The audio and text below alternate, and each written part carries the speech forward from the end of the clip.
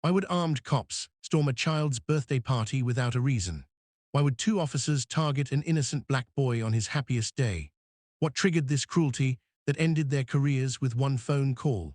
It all began on a sunny Saturday afternoon when Derrick Coleman stood in his backyard hanging bright blue balloons and watching his son Noah run around with excitement as friends arrived with gifts and laughter filled the air. Derrick had worked overtime for months just to give Noah the superhero birthday of his dreams, and for the first time in a long time, everything felt perfect. But perfection never lasts long when racism waits quietly at the edge of happiness, and the trouble came walking through the gate in the form of Officer Brad Miller and Officer Rick Dalton, who had been patrolling the neighborhood with the usual arrogance that made people whisper and avoid eye contact. They stopped their car outside Derrick's house and stared for a moment with a look that said black families were not supposed to appear this happy or this successful or this at peace. Noah didn't notice them, but Derrick did, and his smile faded just a little because he knew men like Miller never arrived without trouble trailing behind them. The music was soft, the kids were laughing, the cake was ready, but the officers marched in without permission, demanding to see permits, accusing Derrick of disturbing the neighborhood, even though the entire block was enjoying the celebration. Derrick stayed calm because a black man raising his voice even slightly could be twisted into a threat, but Miller smirked, as if he wanted exactly that reaction. Noah walked closer holding his new toy and asked innocently if everything was okay, but Miller shoved the decorations aside, knocking over a table of gifts and sending children screaming. Derrick's heart cracked as Noah's smile disappeared, replaced by fear no child should ever feel. Parents tried to record, but Miller shouted that recording a cop was illegal, which was a lie, yet fear kept them frozen. Brad Miller then grabbed Noah's birthday cake and slammed it onto the ground, laughing as frosting splattered everywhere and kids burst into tears. Derrick clenched his fists but held himself back because one wrong move could destroy everything he lived for. Rick Dalton kicked over chairs and scattered food while pretending to look for illegal activity, but everyone knew the real reason was racism disguised as authority. Noah cried softly, asking his father why the cops hated him, and Derrick felt a pain deeper than anything he had ever felt before. But he whispered to his son to stay strong because sometimes silence is power until the right moment arrives. And that moment was coming fast, because Derrick Coleman was not just any father, and one phone call he was about to make would change everything the officers thought they controlled. If you want to hear what happened next and how this father turned pain into justice, make sure you subscribe and stay with the full story, because Chapter 2 will expose the moment everything flipped. Derrick Coleman stepped out of the police station with a storm in his chest, and the night air felt heavier than before. Noah clung to his arm, silent, now his cheerful voice stolen by fear that no child should know. Derrick kept walking, replaying the moment. Officer Brad Miller smugly shoved paperwork toward him as if Noah were a criminal, not a kid who just wanted to skate on his birthday. The streetlights flickered, and every shadow felt like a reminder of the injustice he had swallowed tonight. Neighbors stood on porches whispering, wondering if Derrick would break or rise, but no one dared speak. Noah looked up, eyes glossy, as he whispered, "Dad, why did they do that to me?" And Derrick felt something crack inside him, a quiet anger rising like fire. He knelt, pulled Noah close, and promised, "I will fix this even if the whole world stands in the way."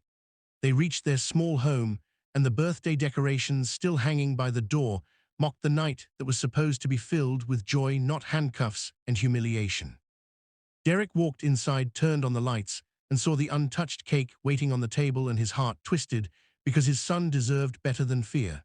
He sat Noah down, gave him warm milk, and tried to smile, but his hands shook with rage. Outside, a patrol car slowly rolled by, and Derrick knew it was Brad Miller sending a message, a warning, a threat. Rick Dalton sat in the passenger seat, grinning as if the suffering of a child was entertainment. Derrick closed the curtains, and something inside him finally shifted, a decision forming sharp and unbreakable. He picked up his phone, opened the community group chat, and typed a message asking if anyone else had faced harassment from those two officers. Within minutes, replies flooded in, parents, neighbors, workers, each sharing stories of bullying, intimidation, and racial targeting. Derrick read every message, and the fire inside him grew hotter because he realized this was not an accident, this was a pattern, and his son was just the latest victim. Noah fell asleep on the couch, his small hands still trembling, and Derrick covered him with a blanket, whispering, "I promise you this ends tonight." He grabbed a notebook, sat at the table, and started writing everything down, every detail, every word, every threat, because he knew documentation was the weapon they feared most. The clock ticked past midnight, and silence filled the house, but Derrick was no longer afraid. He was preparing for war. He searched for a civil rights lawyer known for taking impossible cases and sent her a long message with evidence attached. Moments later, she replied saying she would meet him first thing in the morning because what he described was not just wrong, it was illegal. Derrick looked at Noah sleeping peacefully, and for the first time since the arrest, he felt a spark of hope, as if justice had finally taken its first breath. Outside, the patrol car passed again, slower this time, and Derrick whispered, "Try me, because tomorrow everything changes." Derrick whispered those words into the dark room, and as the night stretched on, he felt something awakening inside him, a strength he didn't know he still had. Sunrise crept across the sky, painting the walls gold, as Noah slept peacefully on the couch, unaware that his father had spent the entire night building a case brick by brick. Derrick brewed coffee, his hands steady now, not shaking with fear, but humming with purpose, because today he wasn't just a father, he was a man on a mission. When Noah woke up, rubbing his eyes and asking softly, "Are we safe now, Dad?" Derrick lifted him into a hug and said, "We will be, son, I promise." The doorbell rang. Derrick stiffened for a second, but when he opened the door, he found three neighbors waiting, two mothers, and an older man, all carrying printed screenshots and written statements. They had read his message and decided silence would no longer protect their children. One mother said, "Brad Miller threatened my teenage daughter last year for walking home after dark, and we did nothing, but not anymore." The older man added, "They targeted my nephew." They laughed as they searched him like he was a criminal. Derrick listened, his jaw tightening, because every story was a wound, and together they formed something undeniable, a pattern too powerful to ignore. The group sat around his dining table, the birthday decorations still hanging overhead, creating a heartbreaking contrast between innocence and injustice. Noah sat quietly drawing superheroes at the corner of the table, occasionally glancing at the adults with wide, cautious eyes. Derrick collected every story, organized every detail, and wrote it with precision because he knew the lawyer would need everything. At 10 a.m., Derrick and Noah arrived at the civil rights attorney's office, a tall glass building that reflected the morning sun like a beacon. The lawyer, Ms. Elena Ward, greeted them with calm, sharp eyes, the kind that belonged to someone who had fought many battles and never lost without a good fight. She invited them inside, offered Noah juice, and told Derrick, "Start from the beginning, leave nothing out." Derrick recounted everything, each moment, each insult, each threat, and when he finished, Ms. Ward tapped her pen on the table and said, "This isn't just misconduct, this is systemic abuse, and we're going to expose it." Noah watched quietly, taking in every word, and Derrick realized something painful. His son was being forced to grow up faster because of two men who should have protected him. Ms. Ward leaned forward and said, "I'm filing an emergency complaint today, but that's not all. I want you at the community hearing tonight. People need to see you, your strength, your truth. The department won't be able to silence this once it's public." Derrick nodded, feeling a wave of determination wash through him, because justice wasn't a distant hope anymore, it was a path forming right under his feet. When Derrick and Noah stepped outside, the sun hit their faces like a promise. But across the street, a patrol car was parked, and Brad Miller leaned against it, arms crossed, smirk curling like poison. Rick Dalton sat inside, tapping the steering wheel, watching Noah with unsettling interest. Brad called out, "You really think anyone's gonna believe you, Coleman? You're making a mistake, you can't win."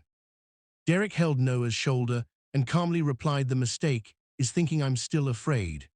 Brad's smirk vanished, replaced by a flicker of frustration, because for the first time, the man he tried to intimidate wasn't backing down. That afternoon, Derrick went door to door, gathering signatures and testimonies, while parents whispered thank you under their breath because someone had finally stood up. Some were scared, too scared to speak publicly, but they handed him written statements, hoping their words could still make a difference. Others joined him, walking with him street after street, growing the movement. By sunset, more than 30 households had signed their names. When the time for the community hearing arrived, the small auditorium was packed shoulder to shoulder with neighbors, parents, teachers, and teenagers who had their own stories to share. Derrick stood in front of the microphone, Noah holding his hand, and for a moment he felt the weight of everything pressing down on him. But then he began to speak. He told them about the night his son was arrested on his own birthday, the humiliation, the fear, the powerlessness. He read the testimonies of others, and each one hit the room like a shockwave. People gasped, some grew angry, some cried. Even those who once stayed silent now saw the truth forming right in front of them. In the back of the room, Brad Miller entered with Rick Dalton, both wearing uniforms, their expressions cold, tight, and full of hate. But for the first time, the room did not shrink away from them. The community turned. The power shifted. When Derrick finished speaking, the entire room erupted in applause, not polite applause, but the thunderous kind that shakes walls and breaks fear. Noah squeezed his father's hand and whispered, "Dad, they believe you." Ms. Ward stepped forward, declared a formal community petition, and announced that Internal Affairs had already scheduled an emergency investigation. Brad's face twisted with rage because the man he tried to break had just lit a fire that no badge, no threat, no intimidation could put out. As Derrick stood there surrounded by support, he realized this fight wasn't just his anymore, it belonged to everyone who had been hurt, silenced, or ignored. And as Noah rested his head on Derrick's side, whispering, "I'm proud of you, Dad," Derrick finally felt something he hadn't felt since the night everything went wrong. Strength, purpose, and the first true taste of justice on the horizon. Derrick held that feeling as the crowd slowly dispersed, the weight of the moment settling inside him like a rising storm. The next morning, everything felt different, the air lighter, the neighborhood awake and alert, as if the entire community had finally opened its eyes.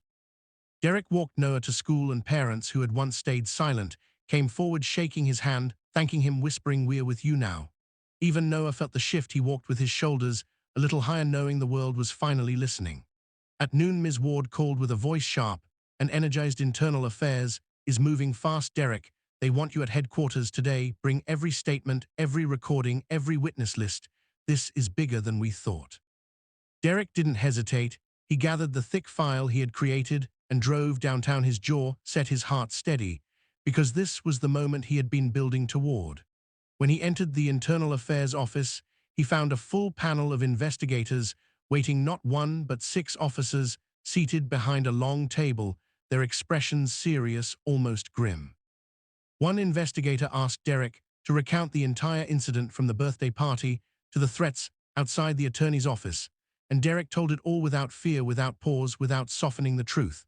Then they brought in the witnesses one by one, neighbors, teachers, the shopkeeper who had been pushed aside that night, even a teenager who admitted Brad had bullied him for years.